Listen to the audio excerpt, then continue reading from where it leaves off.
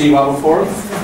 The City Bible Forum is a place where we discuss the big questions of life. And this week we've been discussing some of the big ones, the things that we don't normally talk about: death, religion and politics. With a federal election coming up, we thought we'd have a conversation about them all.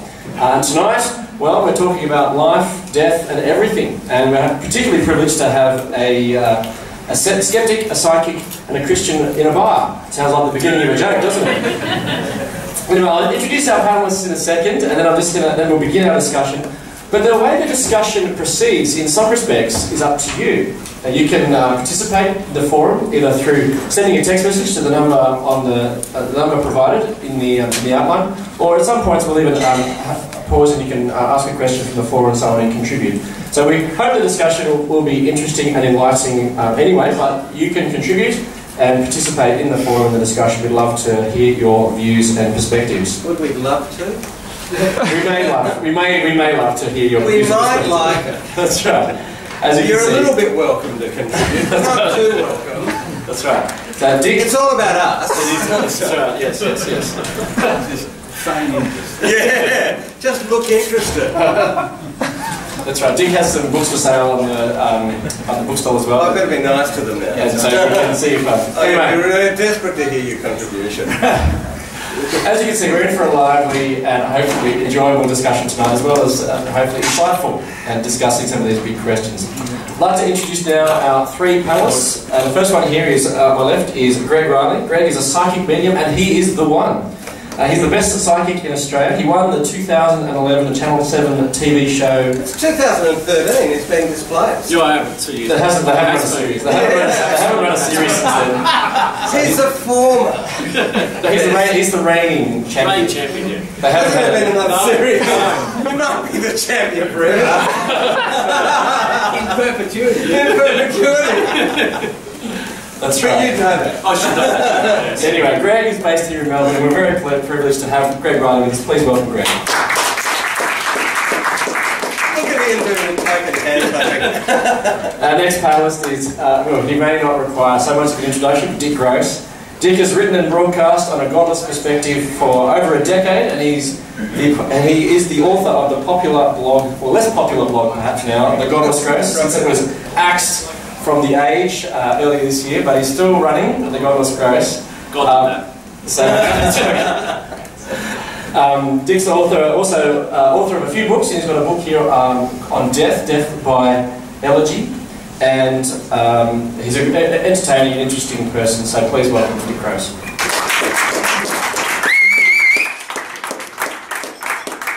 And our final panellist today is Ian Powell. Ian now works for the City Bible Forum and speaks nationally and internationally, engaging the big questions of life. He's recognised as one of Australia's leading Christian communicators, and he works with the City Bible Forum based in Sydney, but he's down here for a few days. So please welcome Ian Powell. Thank you.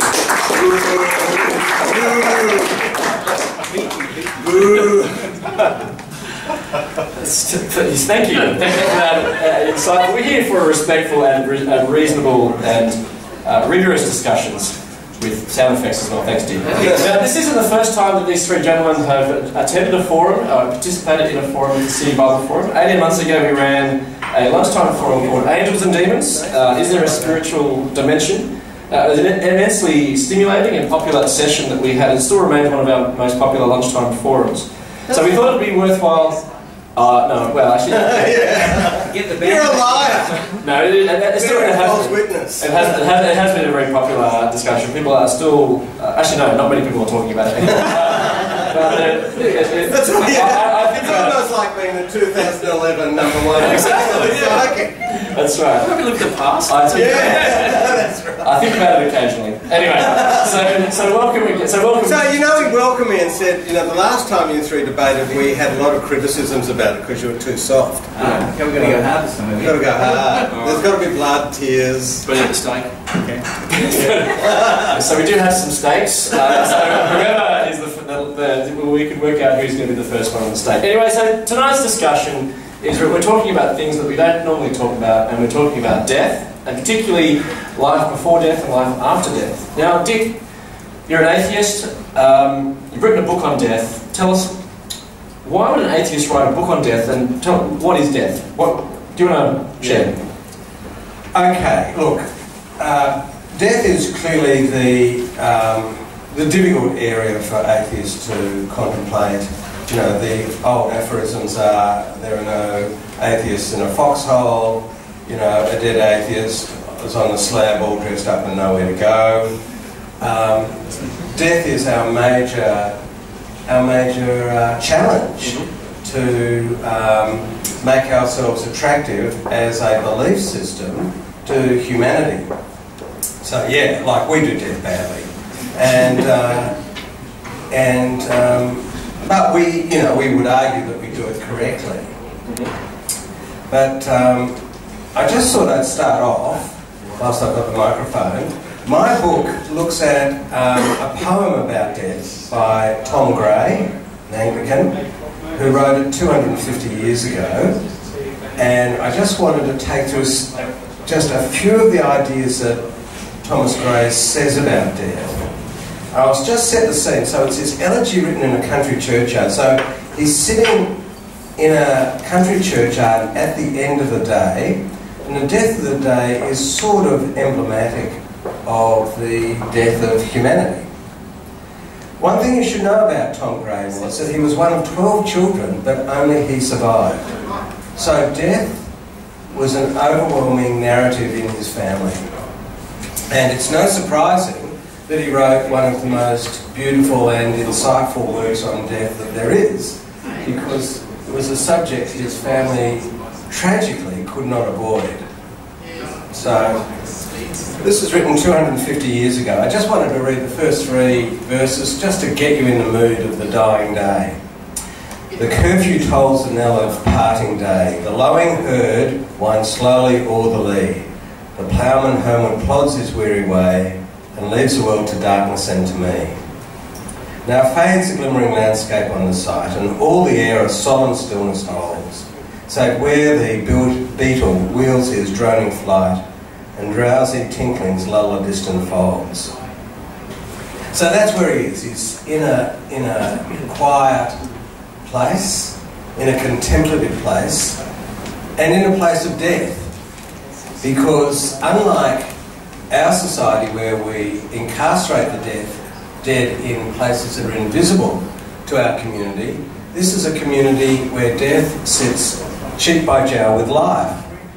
So he looks over at a pack of yew trees and he says, beneath those rugged elms that yew trees shade, where heaves the turf in many a mouldering heap, each in his narrow cell forever laid, the rude forefathers of the hamlet sleep. So it's completely different to death in the modern community, where, you know, we're baked and thrown away. We barely get any memorial.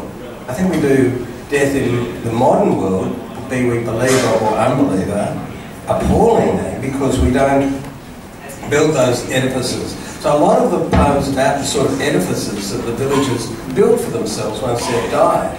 Now, death is invisible, unspeakable in one sense. This has got nothing to do with atheism versus theism. This is modernity.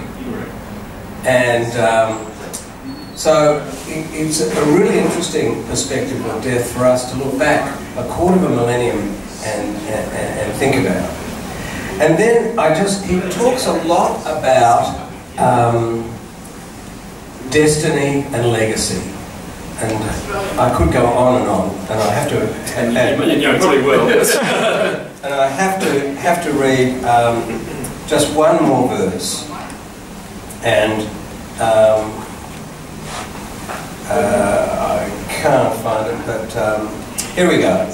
So he talks about nobility, power, beauty, and wealth in the first 2 lines. So the boast of heraldry, the pomp of power, and all the beauty, all that wealth e'er gave, awaits alike the inevitable hour. The paths of glory lead but to the grave. So I'll hand it over, but it's incredibly powerful language about death. And given that it's in the context of achievement, legacy, and our terrestrial legacy, his argument is that we all end up dead, and that what's important for these villages is their nexus with the community, which I think we've lost. So I think that life and death is sort of harder in modernity. So I think you're saying a couple of things there, Dick. So you're saying that death is somewhat invisible to us in our modern society, but then in light of death, it affects how we should live and engage the world today. Would that be a fair kind of reflection?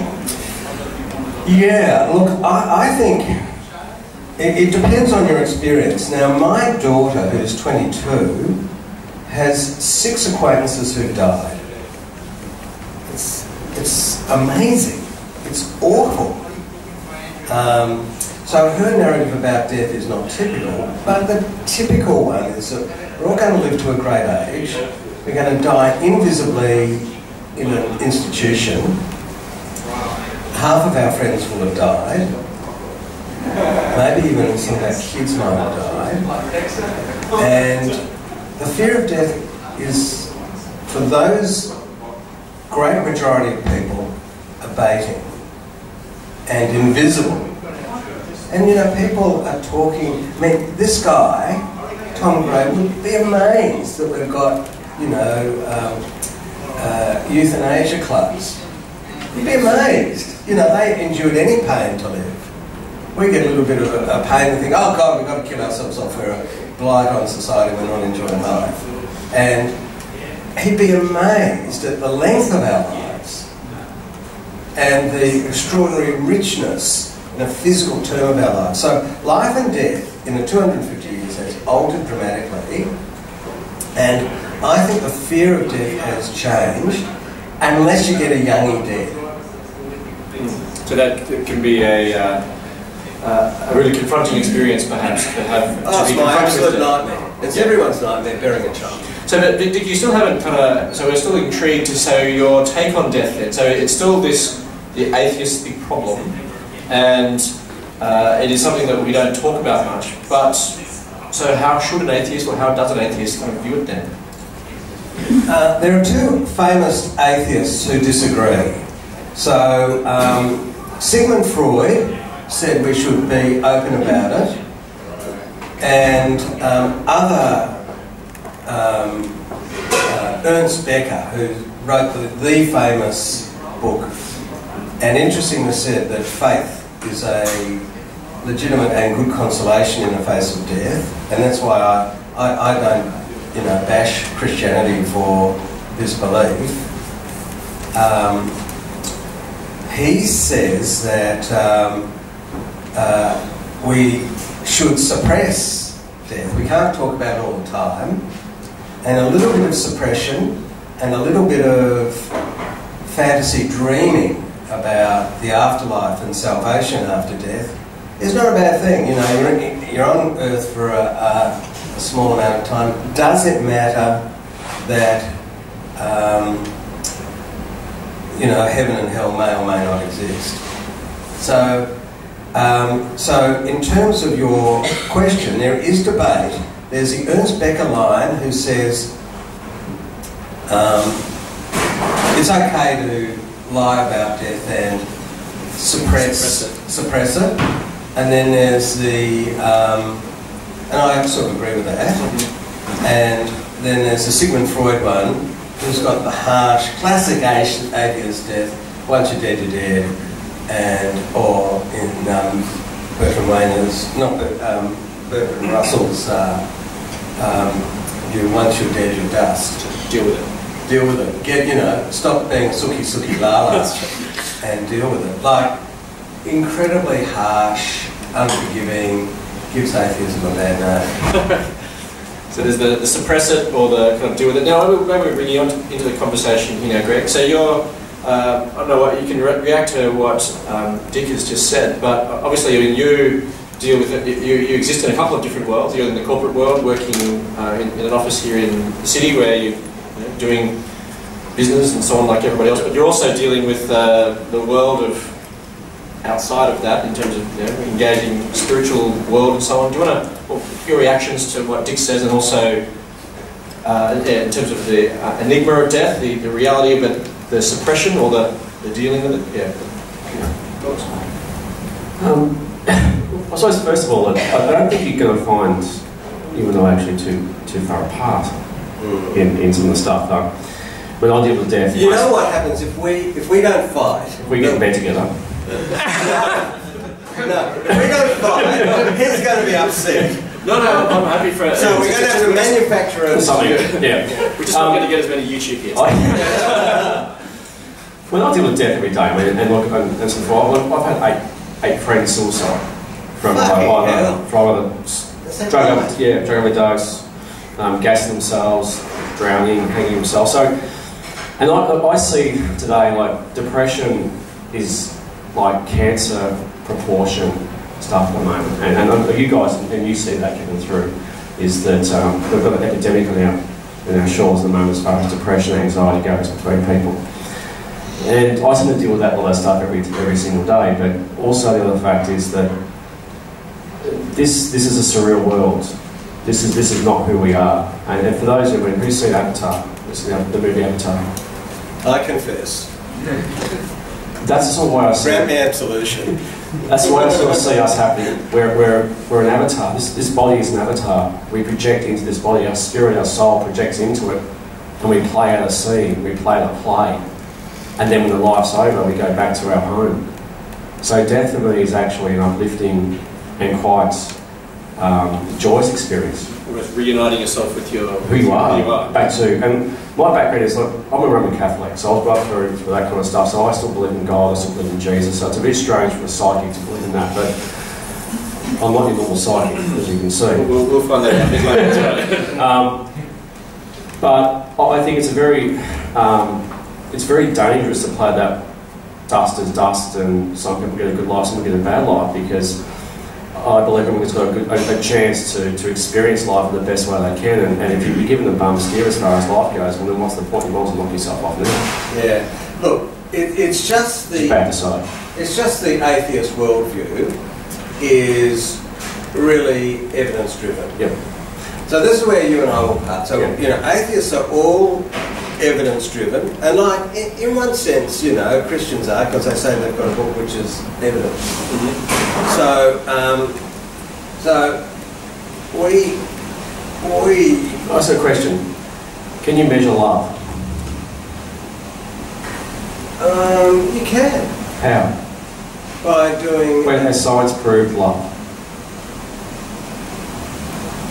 Well... I think I stumped him. Okay, you would do it by subjective rather than objective analysis. Can you guys measure love? How do you measure love? But do you believe there's love? How do you know that? Why? Sitting here. Yeah. How do you feel? Is that your husband? How do you feel about your husband? I'll put you a bad question. He's here, isn't he?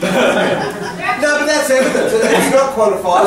It's not a scientific proof. No, yes, it's not electrodes hooked up to her. Yeah, but that's faith. That is a characterisation. If you're on a deathbed, brainwaves, heartbeat, and mental activity are scientific proof of life. And that goes beyond the initial fundamental five qualifiers of life, which is, I'm not scientific. I'd hate to get to my deathbed and actually experience love. No, it's about the measurement. I mean, you can measure certain things. That's exactly the scientific. Yeah, you can measure emotions through the ECG. You can measure it qualitatively rather than quantitatively through qualitative surveys like, do I love? Yes, I do, therefore it exists. You can't put a cardinal number on it because we don't have a scale. You might be able to put an ordinal number on it saying, I love her less now than I did in the past, so you can put comparative stuff, but it is manifest, it is evidenced by... Whose definition of love are you measuring though? Well, it's all subjective. I reckon I've answered the question. I think I've got you there. We'll move back to the topic of evidence, I think, a little bit later. But we're just talking, I think, about just concentrating at this stage on the nature of death, and is it the kind of, I suppose, particularly reflecting on the atheist response, suppress it or kind of deal with it. And maybe do you want to add in, what's your comment on the kind of, as we did outline, the two views of the atheist view of death? Suppress it, deal with it. What are your thoughts? We discovered some time ago that we're both fans of Ernst Becker's The Denial of Death, for different reasons, although I need to admit I haven't finished it.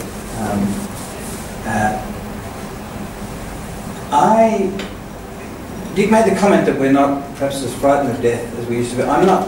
I don't know if that's the case. That's anecdotal. Yeah, I wonder sometimes, when people sometimes tell me I'm not frightened of death, I tend not necessarily to believe that. I think if you pulled a gun out on them, and I look crazy, and I'm religious, so I'm just as liable to do that.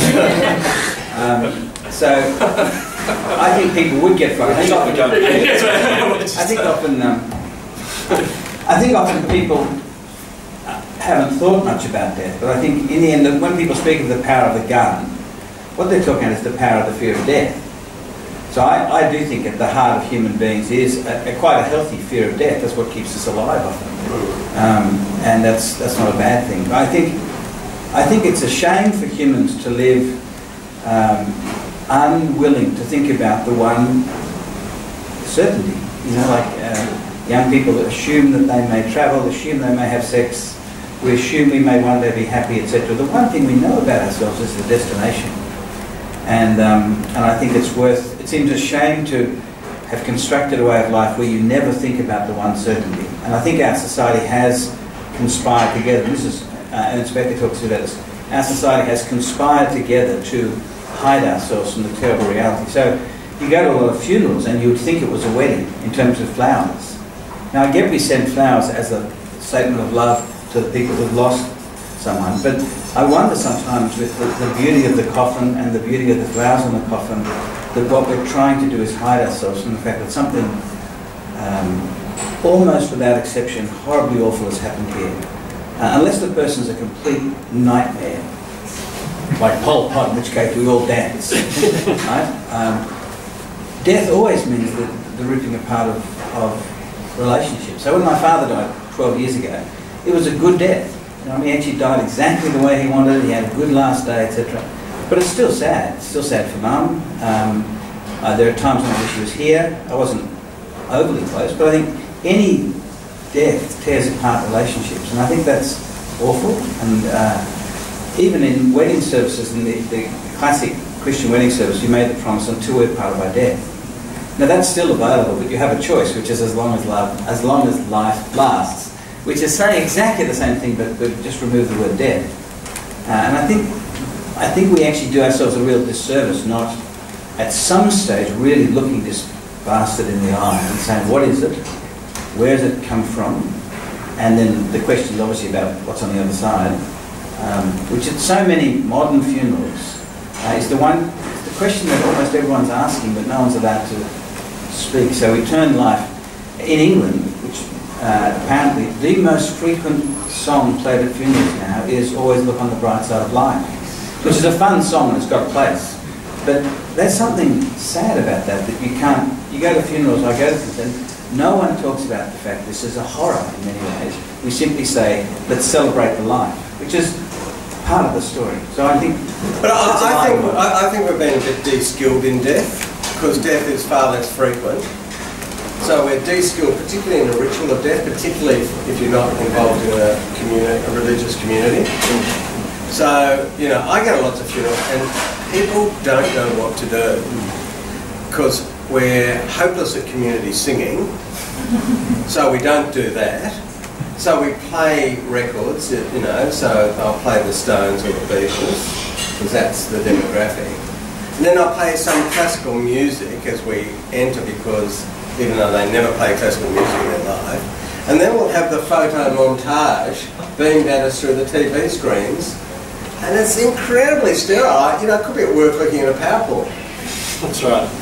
Actually, there's been a couple of questions come through the text messages here, and I'll try to incorporate some of these. So there's one particularly aimed at you, Dick, so that's we're not trying to pick on you, but we'll pick on you. Don't worry, we'll pick on the others at other points. But I suppose it's a question that is do one for him. Oh, we'll get to Greg. Don't worry, we're going to get to Greg. We're going to get to Greg soon. But I suppose it's a question that may open up some further dialogue and discussion. So, are you personally scared of dying? Oh no, I'm terrified. I'm terrified. When I say that it's abated, it's only abated in small communities, and I think the myth of the afterlife is still a resonant part of our culture. People in America don't talk about dying; they talk about passing. So would this be the kind of the concept that we talk about? I know as one of my favourite, maybe I'm showing my age or my musical tastes, but one of my musical people that I followed or listened to a lot was Billy Joel, and he wrote a song after his daughter asked him what happens when you die, and he said, well, a piece of you kind of, your memory lasts in somebody else's memory, and you continue on, but through the memories of other people. Yeah. So that's the same kind of concept? That's right, and that's essentially ephemeral. We're all, it's when you take it to its logical conclusion. Can I tell you about another one? Use the microphone just for a second. I want it back, that's right. The other song, of course, is Would You Know My Name If I Met You in Heaven? That might be No. Eric Clapton. So Clapton's son died falling off by accident off a high tower when he was about 3 or 4. So he writes this song, Would You Know, Tears in Heaven. Tears in Heaven. Yeah. And he asks this rhetorical question, would you know my name if I met you in heaven? So he's sort of going to the heart of the atheistic attack on the notion of heaven, which is, what person goes to heaven? So if you're a child who dies at birth, are you still a child without life, without experience in heaven? Or if you're demented, are you still a demented person without a memory of anything in heaven? Very challenging song. But this is irrelevant. Question, am I scared of dying? Shit, yes. I won't quote that, but Greg, let's go. We'll ask the same question to both you and Ian. Actually, maybe we'll go to you first, Ian, then we'll come to you, Greg. What about you? Are you scared of dying? Are you scared of death, Ian? Yeah, I think certainly in some way the idea of it's muddled, because the process of dying is normally not much fun, and I don't enjoy things that aren't much fun. Yeah, I mean, I like pleasure. I think I'm supposed to. And I think humans are hardwired for life. So I think when people talk about not being concerned, anxious, frightened, terrified of death, they're just probably not thinking about the reality of them dying, of me dying. At the same time, I am enormously looking forward to what will be on the other side. And not because I've got a fantasy that I've made up. What I believe about life after death has got things that are frankly better, which is why I think when the few times in the Bible even talks about what it is patently absurd language that it uses, and it's not, and it knows it's doing it because it's trying to describe the best verse really is that the mind of man has not seen, nor the eye of man has not seen, nor the mind of man conceive what God has prepared for those who love Him. It's for me, the picture for me is it's like describing the beauties of life or the horrors of life to an unborn baby. How do you describe a mango to a baby? It's got all the machinery. It will, God willing, one day eat a mango, but you can't possibly describe the mango because you'd say it's like a peach, but it's useless. And yet it's got all the machinery to do it, and it will. And I think that's the situation humans are in. But hell is also a thing that haunts me as well. And so the Christian view of life after death. Some of my friends at funerals who've been to it will say to me things like, "Well, this is probably easy for you," and it's not. Sometimes I go to funerals and I think I'd like Jesus to be wrong. And he might be, but I want evidence to convince me. Actually, there's another question that's kind of coming which relates exactly to that point. So, to clarify, the point is, to Ian, isn't death only a horror for non-believers or non-Christians? No, I think death itself, the ending of life, is well, I will withdraw to my position of safety. I'll just think the verse. There's a very helpful verse in the Bible I was reading today just trying to remember what Jesus actually says about death. And death is described as the last enemy. In the Bible, unlike a lot of my friends in the circle of life and all this sort of stuff, the Bible always sees death as an enemy. And it has been defeated by one person who says he will share that victory with others. But death is itself not seen as a friend, even though sometimes it comes partly as a relief. But even for my friends who are sick, I don't want them to die too soon, because I don't want them to go from one pain into what, according to Jesus, and he is the hell guy in the Bible, is unspeakably worse. So, the death itself, yuck, still, but I'm genuinely excited about what Jesus says there is on the other side. Thanks. So death, yep, scared, just don't want to go there. In, yep, oh, sorry, not so scared, but there's some kind of course it's an icky kind of thing. How about you, Greg? Are you scared of dying? I think it's, personally, yeah, of course I am, because you miss the ones that you do love. You miss your family and your dog and all that kind of stuff. But I do, Charlie. I think having that fear of death is actually probably a good thing as well too, because it also keeps constraints around what we do in this life as well too. Because if you sort of have no fear of death and you knew what was on the other side, why would you come here? You just go back. Because if we feel so good on the other side, which it is, you go, well, why am I sitting here paying taxes and listening to Joey Gillow screwing over any more when I can just go back home? So I think it's very important that we have that veil where we actually have that doubt that is there something on the side, do we believe or not believe? Because we come here for a physical experience, and I think it's quite vital that we do have that fear, because it keeps boundaries around society to a certain point. So, yeah. Okay, that's interesting. I'd have to say there are two really pathetic atheist consolation in the face of death. The first is like the circle of life thing, that death is necessary for life. That, because we believe in evolution, we evolved on the basis of the death not only of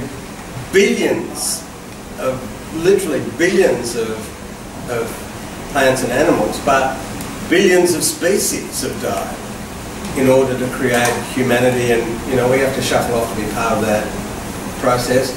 For me personally, the consolation factor, 0. The second consolation, we'll come to your funeral though. Greggy. We'll put the pictures up here on the screens and just, yeah. Oh, no, I want to get people to sing because I'm into liturgy. But the other thing is, atheists would say that we are used to non-existence. So we haven't existed before we were born, and that wasn't so bad. It was neutral. And we will not exist when we die. And that'll be the same as not having been born. Now, I say that's a very unconsoling argument, because it fails to take into account the revelation of living. So once you've had the insight of life, you can't say, well, I've been non-existent since the beginning of time, therefore I'm used to it. Like, hey, I've lived. Living's better than non-existence. So once again, atheism really struggles to come up with consolation in the face of death. Just one other thing just before because we'll probably move on from this. I think one of the sad things, I took a friend's father's funeral the other week, and I spent a bit of time looking at some of the, I always get there early, unlike tonight, I always get the things like that early, because you don't want to be late for weddings or funerals. Oh, that's what but I looked at a lot of the memorials. Pants on fire. And they say things like, remembered forever, and that's always bull. Like when a person, unless you're a monster, unless you're a Genghis Khan or an Alexander the Great, most ordinary decent people die. There's a pinprick of sorrow on the human race because of our death. Some people will be sad. We'll all get over it. And in a generation, who cares about my grandfather? Nobody cares about him. You've got a pretty big interest in him. Yeah, but I have a debt to him. But You know, but I think in the end, it's one of the other illusions that we live in the memory of those who love us. We're remembered by the insignificant, which doesn't help, and they're also marching to exactly the same end. So I think it is a false comfort. I get why people write it. They have to use the word forever for some reason. But in the end, it's not true. Most people, except monsters, basically, die and are forgotten. It's spooky though, because in the book I argue that, you know, of course we're all ephemeral, we're all going to be forgotten, but unless you're Hitler. George Bush. No, George Bush, he's forgotten already. They're all gone. No, I talk about the Sir Robert Menzies effect. So my daughter went to the same school as Sir Robert Menzies, the longest serving Prime Minister of this country. She was taught in a building called the Robert Menzies Building. So I go up to her and I say, she's an engineer, so forgive her, she's stupid. And I say, Papa, who's Sir Robert Menzies? Oh, shut up! I don't know. So, you know, this is a man who strode over this country like a titan. Yeah, I remember him because we went to his funeral to Make sure he's dead. make sure he's dead. We went to Springvale and held out our sign because he was famous for saying this statement saying better red than dead. Oh, better dead than red. So we had better dead than red question mark. We didn't get bashed up, but like it was getting pretty ugly there for a while. You can join that crazy little family church. The Westboro Baptist Church. Yeah, it sounds like you've started your own. A question has come in. There's a few other questions, and we'll try to get to them. But just before we move on from this topic, I'd really like to talk a bit more about life after death. And but do you think people invent religions because of their insecurity of death?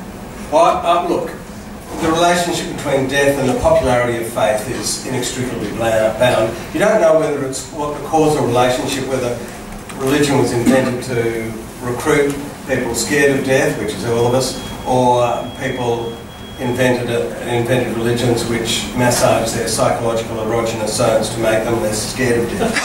So, I don't know about the causal relationship, but it's inextricably bound up. And later we'll get on to why I can't believe in death. Sure, okay. Well, maybe we'll put it you in. Do you think what do you make of Dick's comment about essentially that religion is the result of our fear of death or insecurity? Yeah, I think it's hard for us not to get muddled. I mean, I don't want to mock. Shouldn't mock anyone, but I don't want to have a cheap shot at Freud, who I'm not an expert on. But when Europeans speak about the origin of religion, and Freud's just working off Feuerbach's work. He's the great guy who says religion is this, you know, dealing with our insecurities and projecting into the heavens a father figure. That's an entirely European view of God. The great bulk of the religions of the world are purely about getting. They're not even death focused, I don't think. Most of the ordinary religions of the world, the ones that you would have met they've got a death right. They're about fertility. They're about getting the crops to grow, getting your wife to have children, particularly sons in most of the cultures. And you strike a deal, you hope, with the gods, and you make little sacrifices. And it's about, death's a concern in them all, I think, but Christianity has got a particular message about death. I mean, it's born in a cemetery, Christianity, which is a fascinating place for religion to be born.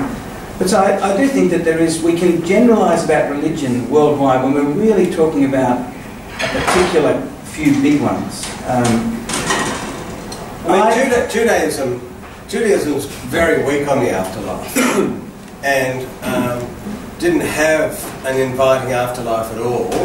And then in the competition with Christianity, they've sort of semi-invented one. But it's still, what you say is quite wise, because it's still not a big part of Judaism.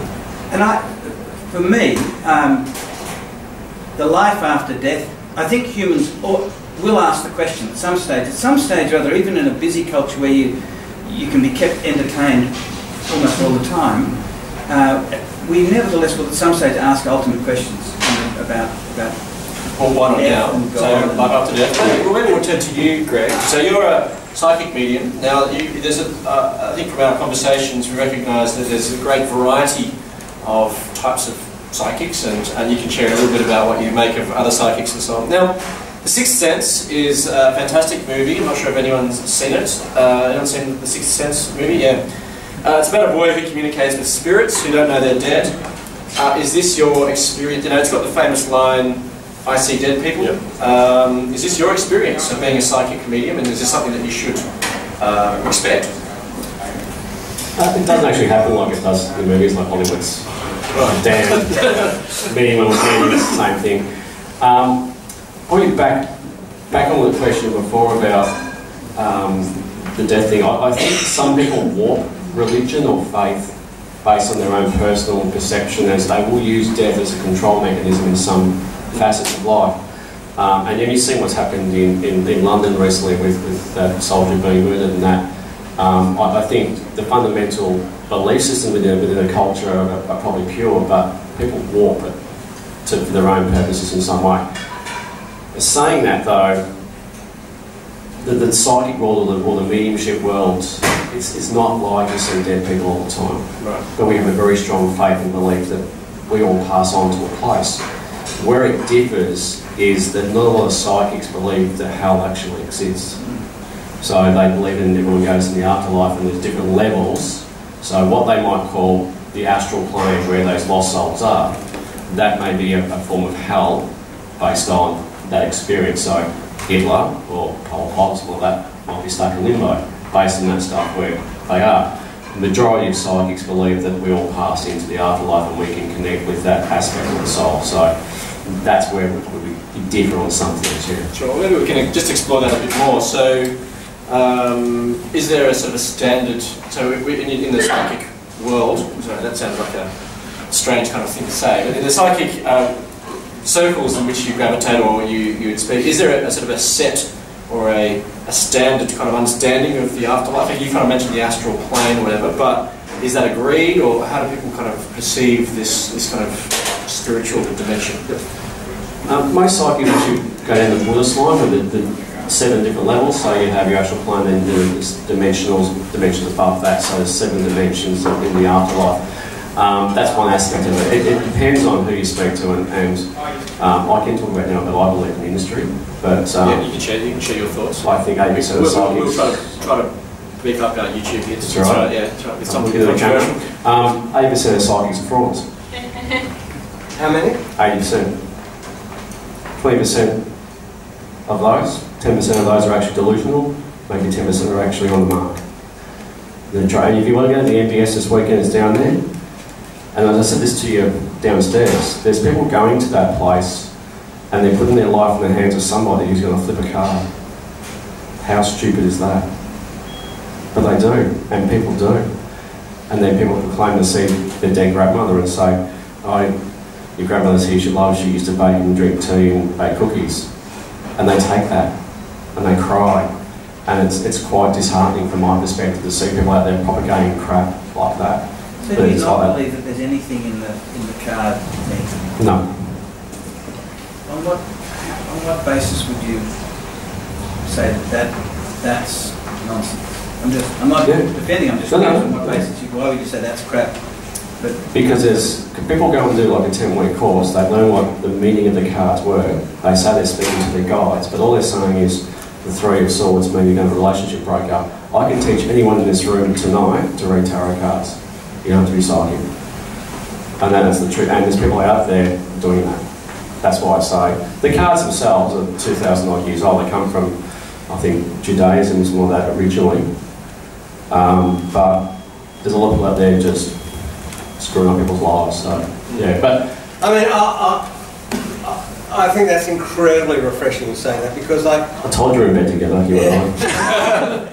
I mean, I would see the Christian approach to, you know, I actually make mounted defence of the Christian approach, because even though I don't believe in it, you know, it's reasonably consoling, and, you know, I don't see too much exploitation. So you don't see many Christians getting into a plane and ploughing into a building on the basis of their belief in the afterlife, which I think you've seen in another religion. So, you know, and you don't see Christians generally giving too much hope to the grieving relatives of the dead.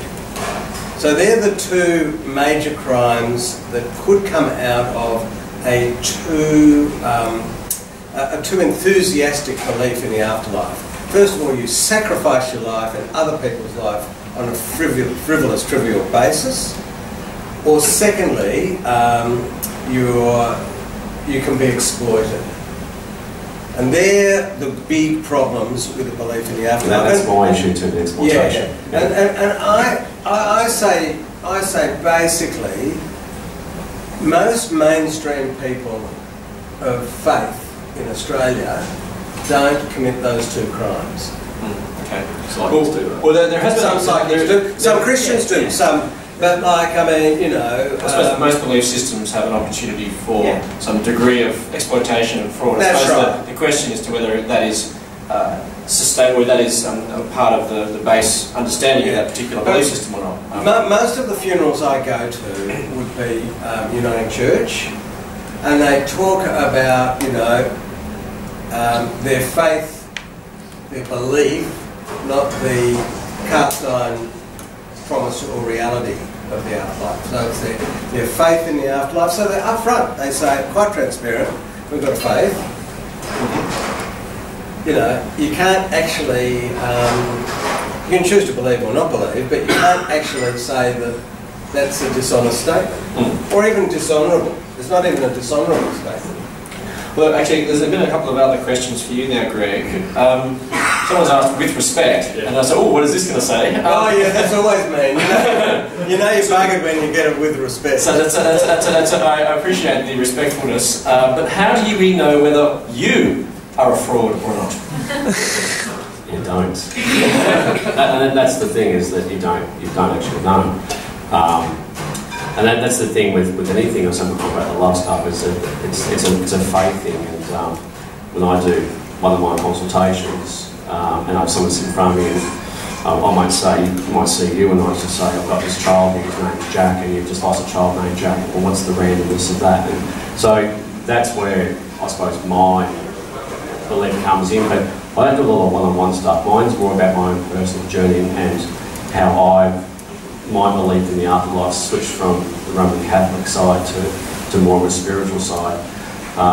And look, it's my personal journey, but I try not to take advantage of people in grieving situations. That's my big thing, is if someone's got grief going on, I'm very, very wary of dealing with that, because if someone has lost a 17-year-old kid who's committed suicide, unfortunately my industry doesn't think too much about the person. They think about how good they are, or I got this or I got that.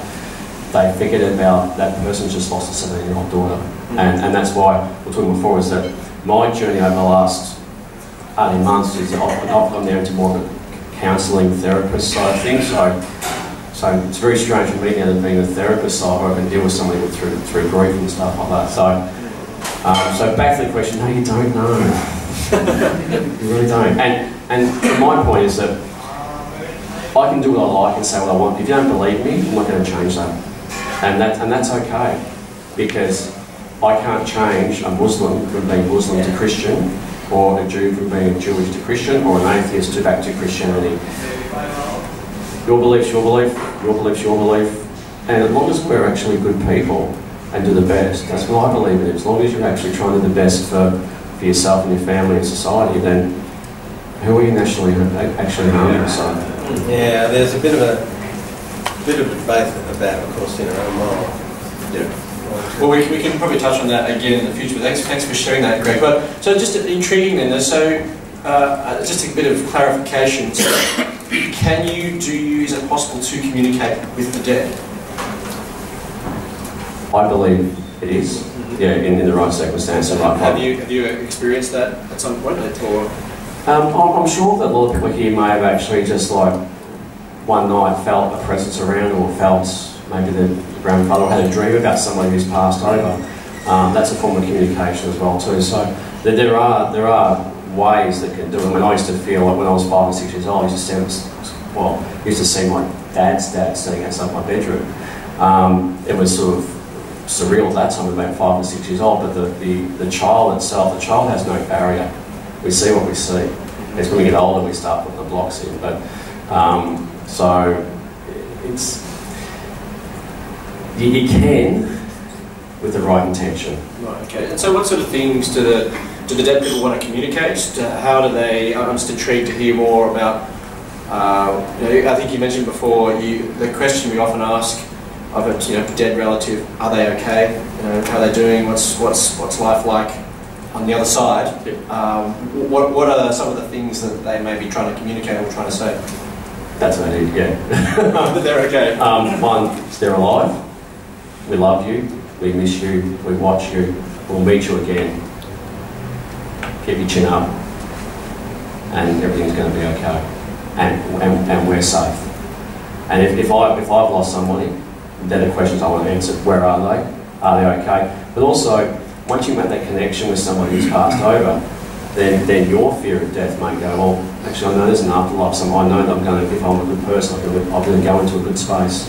So you start to feel good about yourself. You start living life rather than, like before talking about the fear of death, what it does to you is you start living life rather than fearing death. And my God, you start to really just explode. So, and that's what I suppose the message I've had is that live life for the moment. Plan the future, but tell the person next to you that you love them. Tell them that the most important thing in your life ever, because you never know when, bang, snuff, it's gone. And everyone's had tragedy in their life and they've lost someone pretty quickly and pretty unexpected. What would you give to have one day back with that person? What would you say to them? That's what comes up. So. That's right. Thank you, Greg. There's a number of reactions from that. I suppose we can that areas of going. I suppose maybe bring you into here now, Ian, because I wonder perhaps there's some people that we kind of hope that they aren't okay. Like we kind of feel that. For example, the Stalins and so on, the Pol Pots and so on, we sort of say, well, how's he doing? He's okay. Well, hang on, I'm not so happy about that. But also there's a story in the Bible, I think, somewhere about where someone does talk about the things aren't actually so okay. They just kind of communicates from the dead. Do you want to, what are your thoughts? Just before that, a lot of what Greg's saying about live lovingly now, embrace what's happening in front of you and receive life as a gift from God and go for it, or just receive life as a gift from whoever and go for it. I mean, and the care for those who've lost someone, I try absolutely. The reason why when Greg talks about that, I don't know exactly what to make of it, and that's fine. There's a huge amount of everything I don't know what to make of. I hear people's opinions and I'm interested. I've heard lots of people talk about near death. It's like, that have died clinically, not biologically. Come on, sink the slipper, you're desperate. Stop hedging your bets. But I think right in the ghoulies. But since you directed to the story I'm thinking of, where Jesus, and this comes to me when my grandmother, after I became a Christian, said, Wallace is dead. He probably wasn't a Christian. If he's not a Christian, I don't want to go to heaven. There's a whole lot of stuff about Wallace, whether he was or he wasn't, blah, blah, blah, blah, blah. But I went to talk to an older Christian that I knew and said, I've got my faintest clue how to respond truthfully or usefully to her. And he introduced me to that story that you mentioned, where Jesus talks. It's one of Jesus. It's not a parable, it's a story Jesus tells about two guys who die. One guy finishes up in hell, he's in torment in hell. He seeks for relief in hell and he's told there is no relief. He then remembers he has 5 brothers who presumably are like him, wealthy and enjoying life as he was. Because the picture of this man is that every day was Christmas for him. It was in the way Jesus paints this picture in Luke 16. He then begs for a message to go back to warn them of this place. So he wants his brothers to get a hellfire and brimstone preacher, which is all of our worst nightmare. And Jesus telling the story says they don't need it. They have the scriptures. The guy who's dead says, no, if someone goes back from the dead, they'll believe. Full of irony, because Jesus knows this is what's going to happen to him. And Abraham in the story says, no, if they will not believe the scriptures, neither will they be persuaded that someone comes back from the dead. Which is exactly what happens when Jesus both dies and comes back. And so, according to Jesus, and that's perhaps just one of the stories, the way that he discusses life after death is that, well, it's summed up in another verse where it says, it is appointed unto every person once to die and then follows the judgment. And if what Jesus says is true, unless he's lying, the word baldly, it's hard to work out how what Greg says fits into it. So I'm sort of confronted with a choice. I've got what Jesus says about life after death. I've got what Greg experiences, and I'm going to go with Jesus on this because I think he has proven beyond any sensible doubt that he is qualified to speak, even though Greg is the one. Well, we'll get a reaction from the one. So, Greg, I suppose it's interesting to hear what your thoughts on what Ian says, but also, are there times, again, from your experience in this sort of engagement as being a medium in this point, where there are people who communicate that actually I'm not so okay, this is not so fun, it's a bit hot here, etc., etc. Wish you weren't here. Like, I don't know. What are your thoughts? It's always a very touchy subject, and example is, let's say I'm seeing a young lady whose father sexually abused them. That's, well, your dad's in heaven. No, he's not. So you sort of, there's always a healing place, and I believe that people who have done things, they tend to go to a place where they get to relive or get to see the impacts they've made on other people and get to feel the emotions they've done to other people in their life. And that's what I suppose that my definition of hell is that if I've done something bad, for an example, if I've sexually abused my daughter, then I'll get to feel that and understand the emotion attached to that. So that's where I feel like the hell comes from a soul perspective. Can they move on from there if they learn some things? Yeah, this is where, once again, we differ, is that I believe every soul has the right of redemption. So if they understand that their role in certain things, and repent is probably a bad word, but do that, then they have the ability to then pass into the light to a certain aspect. So, yeah, I think we're just going to say, well, what do you think of all this, Dick? Oh, well, I don't believe it, and I don't see any evidence for it. And so the hardline atheist would say this, that not all religions do believe in the afterlife. If we can go back to the Jewish religion around the time of Jesus, the Sadducees and the Pharisees, on my reading of it, differed on life after death. The Pharisees and Jesus and other strains of religion believed in life after death. The Sadducees did not. Jesus was an innovator at that time, as were the Pharisees. I know they get a bad rap in the Gospels, but they were pretty nice people. They get a bad rap more in Sunday school than in the Gospel. Yeah, I think that's probably true. Okay, so the atheist would say three things. First of all, from deductive reasoning, inductive reasoning, and another point I'll make. So we deduce from the evidence that we have seen, so we've sent aeroplanes and missiles up into the sky, haven't encountered heaven, astral planes or whatever. We've sent mining equipment and probes down into the ground and haven't encountered hell. So on that evidence, we say we don't think the afterlife is there. And we also make that sort of deduction from our observation of, those electronic ways of measuring the brain, like ECG. And so we say that the brain is the soul. The second approach I use is to look at the soul and the body. Now, there are two mutually exclusive ways that something could happen to us at death. Either, like Jesus, the soul and the body are kept together, and when you're revived and go to heaven as one thing, an intact body and soul, or the soul is separate from the body and flies away to some place. So we say you've got to be careful about the logic of your analysis. You've got to say whether the soul is a disembodied soul is separable from the body or must be with the body, and that is never made explicit in a lot of the discussion about the post-mortal life. But they are mutually exclusive. Either the soul is separated or it's not.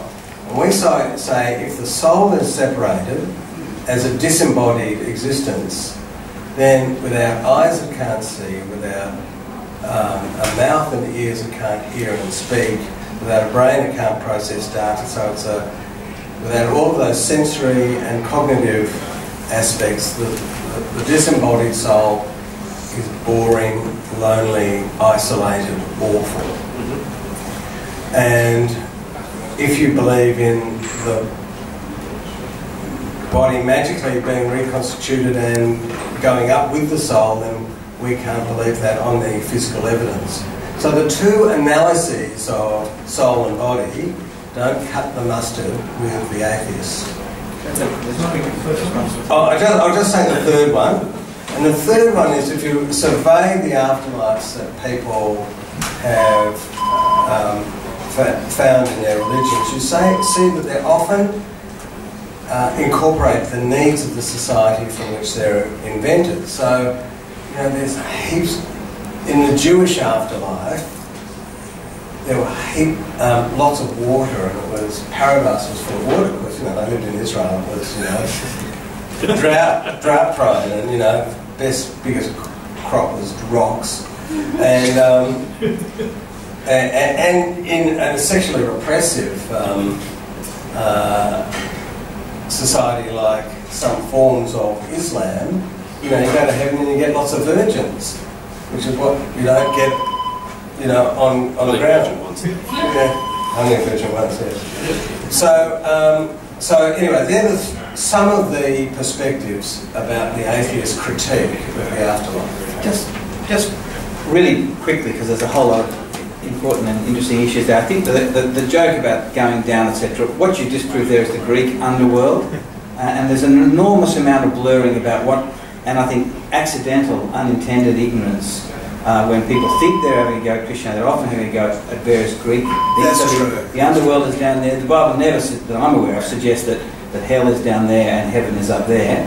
People tend, even tennis players and people like that, when they win, there's a natural way in which when you win you go, we tend to, you know, depression, even the way you used the word depression, is down, and I'm, you know, exalted. Humans tend to speak of good and bad and up and down. The Bible, I don't think, does. But the prayers do. The prayers that come out of the Bible talk about the heaven above or hell below. Some prayers do. They might have. No, I don't think the Bible ever talks of hell being below. One of the problems with heaven in the Bible is and I don't want to get too boring here, but heaven is used in two ways. The usual way the heavens is used is to speak of the heavens in the way that we use it. The Bible's use of where the forgiven go, people who are in friendship with God go, subsequent to death, is actually spoken much more commonly as the new heaven and the new earth, a whole brand new creation. So some of the jokes and that famous Russian astronaut who got up there and said, you know, I didn't see God, and the American astronaut who went up soon after him said, if he'd taken off his spacesuit he would have. But it's quite a bit of fun. If he'd taken off his spacesuit he would have. A bit of fun repartee there between the two countries. But the other thing is, really quickly, as I understand what Jesus and the rest of the New Testament says about what happens after death, is the soul is separated from the body. But ultimately it will not be. The Bible will not, and this is both Jewish and Christian, the one flow, will not speak of humans ultimately as being spirits who briefly inhabit a body. That's a very Greek view. It's a view that some other Eastern religions might share. I don't want to pretend I'm an expert there. But the view is that, so my old man, who became a Christian late in life, I take it he is at present with Jesus. I don't know much what that looks like. Like the thief on the cross who said, you'll be with me in paradise. But his body is rotten and burnt, etc. And it will be resurrected when Jesus returns, which may well be today. So that there is an intermediate period where you're safe and that you're happy with Jesus, but you're by no means complete. I think it's a bit like a soldier who gets back to England from being in Germany, in Nazi-occupied Europe, but he's not at peace yet. He's pleased to be back in England, but he's waiting for the peace. And I think that's the position of Christians. It's great, but it ain't nothing on what Jesus says it will be when the body and everything is.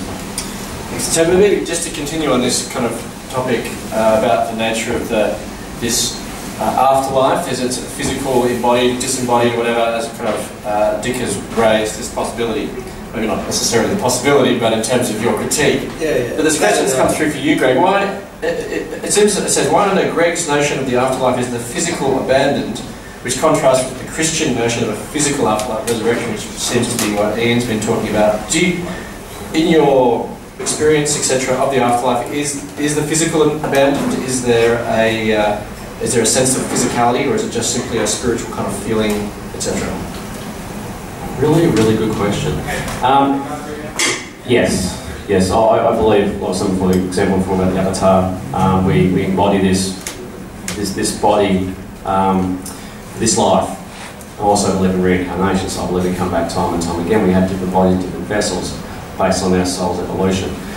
I think that's just obviously my opinion, but I believe that we're a consciousness and we're a soul, and the soul is so much more than this body, because it's limiting the physical body as well too, because you've got people who may be not happy with their body type or the body shape, what they look like, and if I'm in paradise afterwards, I might not want to have that body.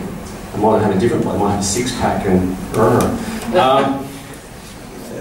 You'd like to look more like Dick. I look like Dick, yes. I love you.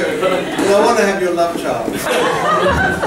But when people come through to me, they come through to me as the person look like, but I don't believe we actually have a physical body. We project the way that we want to, that someone will actually know us as.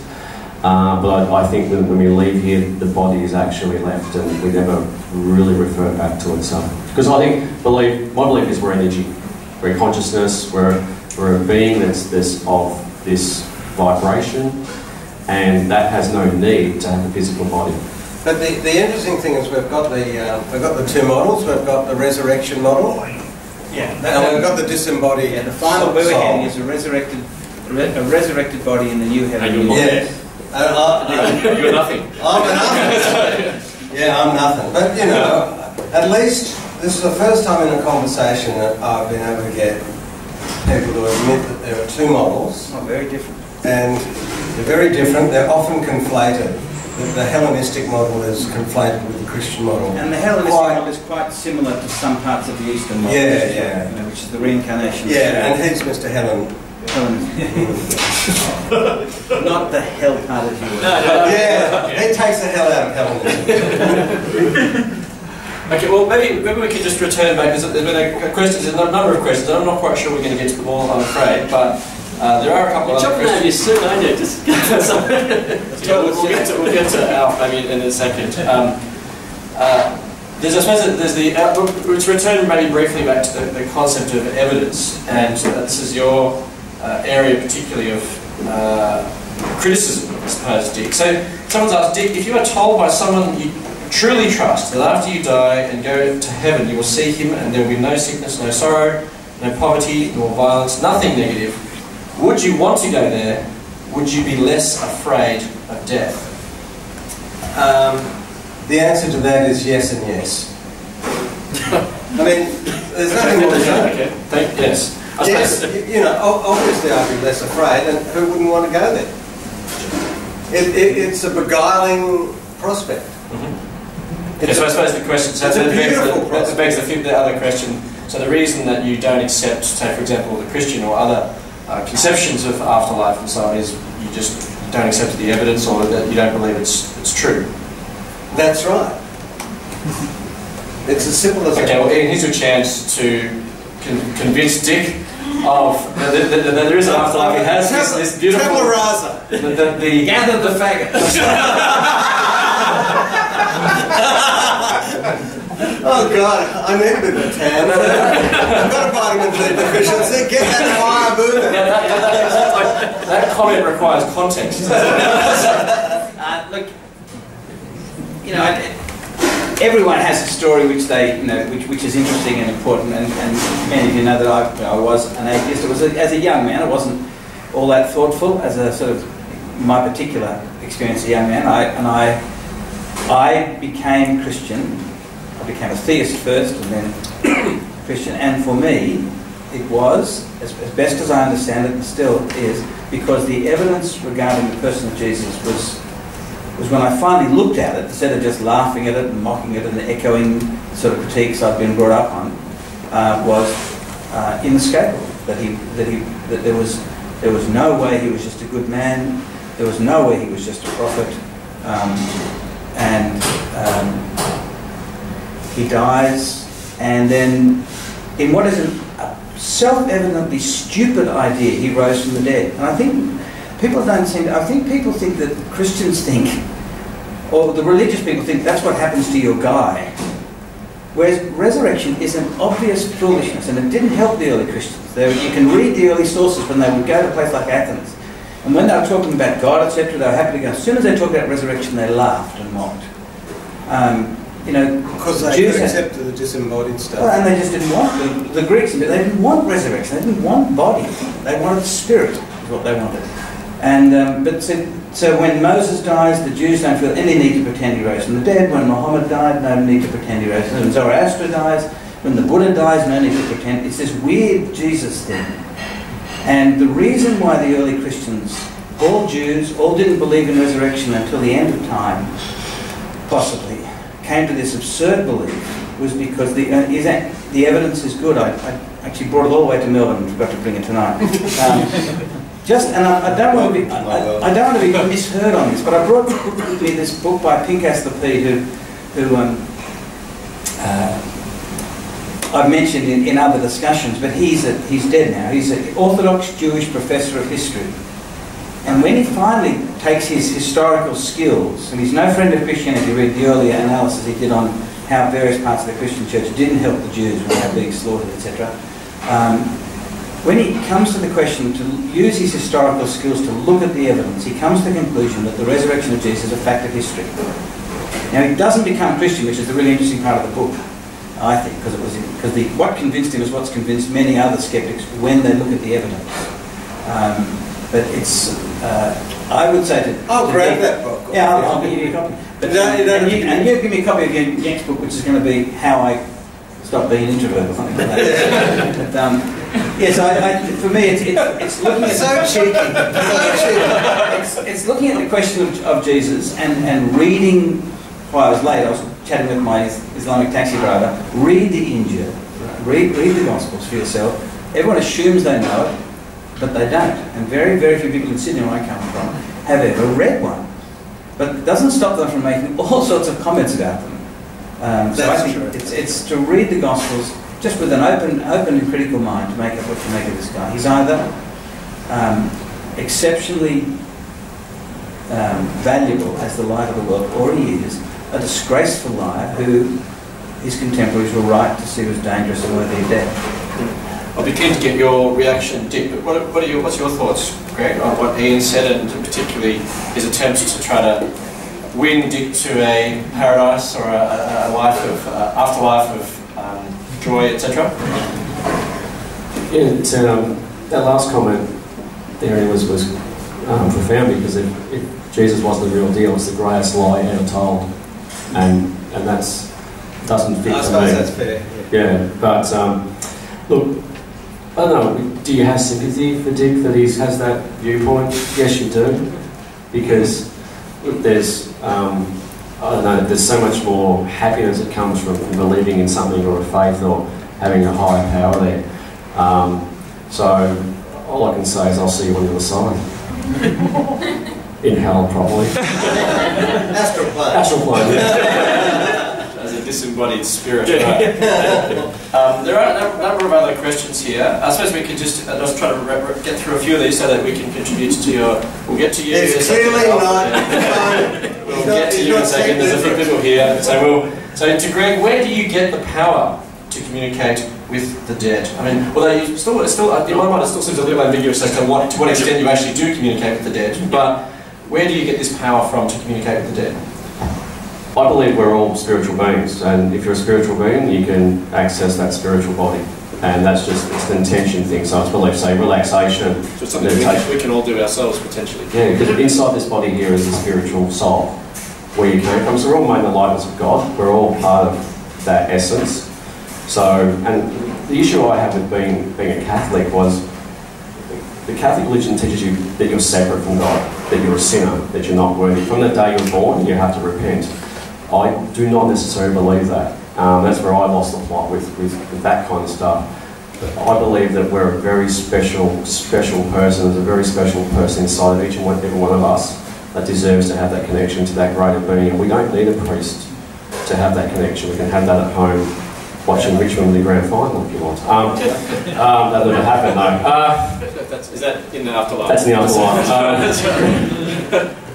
But I believe that everyone can sit out the backyard and have that connection to God in a different way. And so how I do that is you just relax, you connect with that higher power in you, and you connect with that spiritual essence. And when you do that, your friends and family just come around you, because like I was saying, heaven's not up here. Heaven is this dimension that's right in front of you. It's just a different vibration. It's just, you can really touch it. So that's where my belief comes in. Well, this then relates to, I'll just follow up with another question which someone's asked. Is there, which kind of I think follows on from that, is there a judgment scale, or how is it decided what plane you end up on?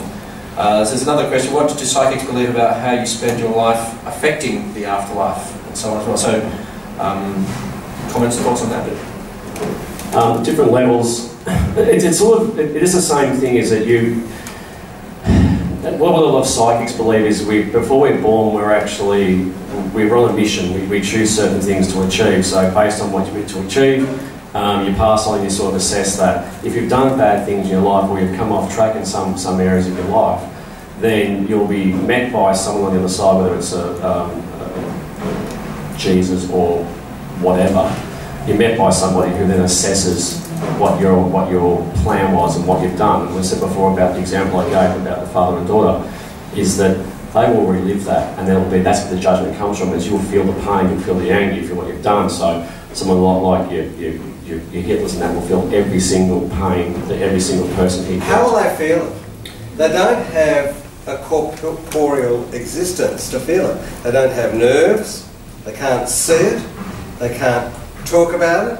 They don't have a brain to process it and say, oh gee, you know, fucked up there with the 6 million Jews and the 2 million gypsies. But how will they, you know, this is where I'm closer to the Christian analysis. Even though I can't believe it, at least it says that, you know, a spirit without eyes cannot see. At least a resurrected body, if you can believe in it, can see. Can I most people who have out-of-body experiences, a lot of Christians do as well, watching operations, all this sort of thing. Every family will have one, every family at least. Every single one of those the people can see. So it seems that the spiritual body or the astral body, whatever people... Do you want to get up here, because that's much better than I can explain? We don't want to... So it seems that whatever leaves you, when it does, still has senses. Yeah. In terms of experiencing emotion and this sort of thing, we don't know that that is actually fully physical at all. That could be something else. Science has not explained that stuff yet. I mean, it says that, oh, when this happens, things go off here. That's not, you know, that's not entirely the case. There's quite a body of learning which is sort of only just starting to get its act together, trying to find natural explanations of near-death experiences, and I don't think that NDEs prove anything yet. Now, it is true to say that there's a degree of unanimity in the near-death experience tales, and that they arise in a diversity. This unanimity arrives in a diversity of situations. So some happen during surgery, and some happen when people are rescued from the sea and, you know, just about to cark it. And so they had an experience that was quite similar to people who weren't drowning at sea, but, you know, in a doctor's surgery. And the trouble with near-death experiences is, I mean, I've met people who've had ones that wonderfully correlate to what I believe, and it changed them in a way that seemed to be entirely useful. But Kubler-Ross was challenged by a coronary specialist who'd had a number of people die in his, I only know this from a book and it may be rubbish, but he's a real specialist, that much I know, and he had a number of people in his office who had horrendous experiences of bringing them back, which is why he is a sort of, he wasn't an atheist, he just wasn't a believer. Why he began to look at the question of hell, because people came back with visible signs of terror, etc. So, and he went back and looked at some of Kubler-Ross's stuff and conversed with people, and she left out a series of nasty negative experiences. So there's huge money, understandandly, to be made by saying really warm, comforting things to people, and things that can say it's all okay. And it might be, and if there's nothing to fear, I think to make people frightened of something that isn't real is evil, if you know what you're doing. But it's just as wicked to... The mark of a false prophet in the Old Testament is to say peace, peace when there is no peace. So when people should be concerned about their relationship with God and how that may affect their eternity, say, don't worry, he's all sweetness and nice. Or don't worry, you don't have to deal with God, anything has to do with yourself. I think the near-death experiences, I'm not persuaded by them either, but there seems to have been quite clearly an enormous amount of selectivity in what gets published, at least according to this one book from this coronary surgeon who was shocked by what he saw in people and then subsequently did more. Greg, do you have much experience with near-death experience? Sorry, maybe not a personal experience, but obviously as a medium you may have. Maybe tonight, yeah. So you've been sitting next to Gross, near-death experiences. I think in the battle I'd lose.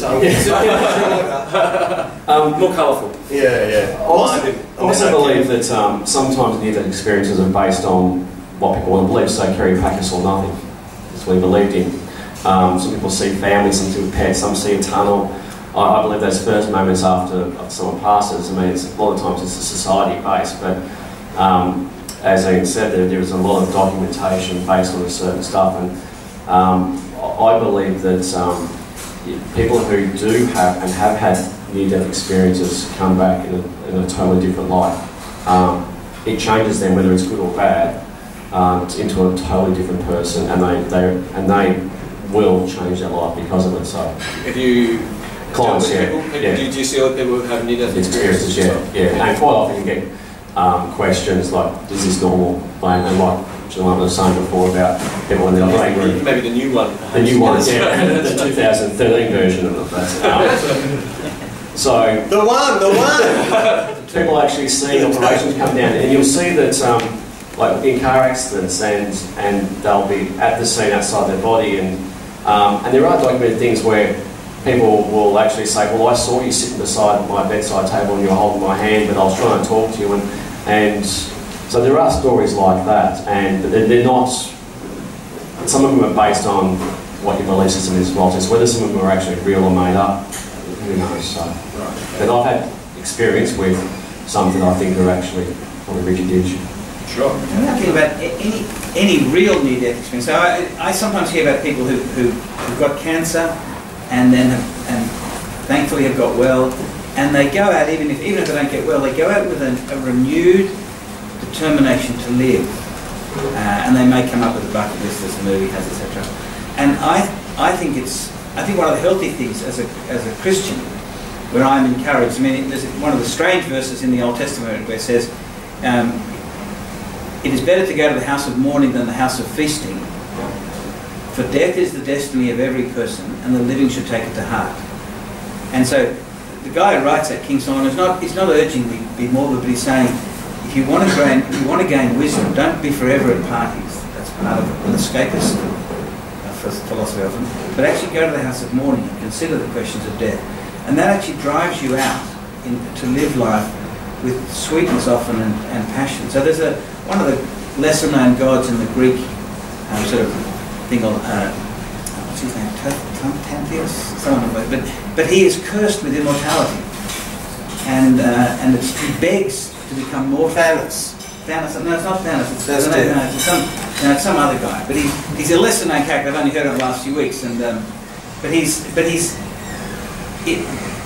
he found his life meaningless if you just live enduringly. And I think what the Greeks are saying, because what's happening in Greek God stories is just lessons about life rejected, etc., is there is something to be learned about taking death seriously. So that thing that wealthy Christian men in particular used to do a couple of centuries ago, it was not uncommon to have a skull on their desk, and it would say, and a real skull, not a plastic one, and it said, had words in various languages, which basically said, as I once was as you now are, you will soon be as I am now. And it wasn't to make them morbid, it was just to remind them of the shortness of life, the sweetness of life, and also the certainty of the bigger questions. And I think I think people have a near-death experience and have whatever. There's like sometimes people having a brush with cancer, horror as that is, because it can send you back to go, okay, there's more going on that I've really hardly noticed. Yes, and it takes us back to the start of the conversation about the brevity of life and the fear of death and the extent to which we don't talk about it, because this is part of your unspeakable series. Yeah, unspeakable series, that's right. Well, I think life, people are desensitised to death at the moment as well too, because every night in the news, every story is about murder, rape, death, someone's killed, someone's like that. Yeah. So we're actually bombarded. But by the same token, it is much more distant than in former times. Back in the day, people used to die at great regularity, and you know. Well, your death experiences are often through a TV screen or a computer game, rather than actually seeing someone actually carrying a dead body. I am conscious that we are. I actually went. I mean, I talk a lot about death, but I experience it very little. But I went to Varanasi in India, where it's the big crematorium of northern India, northeastern India. If you live within 200 k's, you know, you go there to have your last barbie. And the crematorium are going 24/7. People are parading these dead bodies. I found it completely unendurable. I was a bit crook at the time, but I found it very confronting.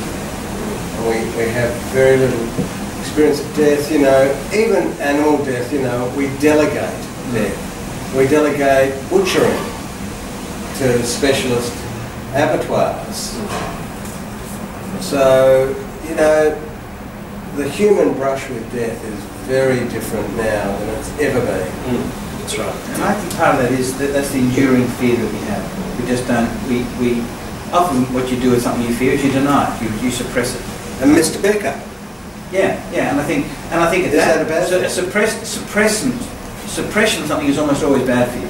It's not bad for you to decide not to do something, but if you simply won't face it, which is what I think our cultures in the business are doing. Yeah. So children ask sensible questions about death, and they're given stupid answers by adults. Yep. And the tension that the adult feels teaches the kid this is something we don't talk about. Fear. And I think that's where our culture is a bit neurotic. Well, there are a couple more questions, but I am conscious of the time, and I don't want to. We could be here. Till the end of time. Till the end of time. So we could well be waiting. We could be in the afterlife quite soon if we keep going. But I think we will wrap up. I just want to get one final comment, perhaps, from each of the panelists. Just in terms of reflections on life, death, and everything. That was the topic of conversation for tonight. Greg? Well, I think these discussions are really valuable because death it's the number one question in life. And we'll downstairs, we were saying if we took a survey of people downstairs in the pub, probably the most thing they'd fear, and 9 out of 10 would say fear of dying. And it's great to be able to discuss this, even in different methodologies and different belief systems, but to understand that, from my perspective, it's an awakening. And if we talk about more with people, and as he was saying, talk about children more, talk about with society, we can actually start changing up the idea of something that's to be feared. So I think it's a great thing to actually to bring to the audience. Terrific, thanks. Yeah. Ian, your reflections, life, death, and everything. What jumps to mind is where Jesus says, "I am the resurrection and the life," and he says it at a funeral, which is a brave thing to say. And I think what is distinctive about Jesus is that he says that while he wants us to face death, he actually says he is the one who can defeat the last enemy. It remains an enemy, but he's shown that he alone makes the claim that he has the power to overcome death. And I think that's extraordinarily good news if it's true. If it's not true, it's got some real upsides anyhow. But the really important question is it true? I'm like, I suppose like all of us, I'm deeply committed to knowing the things that are real. I'm not interested in crappy fairy tales. And it's Jesus' claim to be the life and the resurrection. Final reflection, Steve? Well, okay. My one-line answer is I'll go back to my poem, Gray's Elegy, written in a country churchyard. The important thing about this poem is that he actually contradicts himself because he understands there is no one-line answer about death. So he talks a lot about legacy, and then he says, the paths of glory lead up to the grave. So he contradicts every other verse that he has. So I think that's a very profound attitude to embrace complexity. We'll never sort of quite understand it in a real way, and it'll always be a torment at the back of our minds. And what the Unspeakable series does is ask the question, when do we think those things that torment us from the back of our minds to front of mind? And that's completely undecided, as everyone still disagrees about that. Would you please thank our panellists?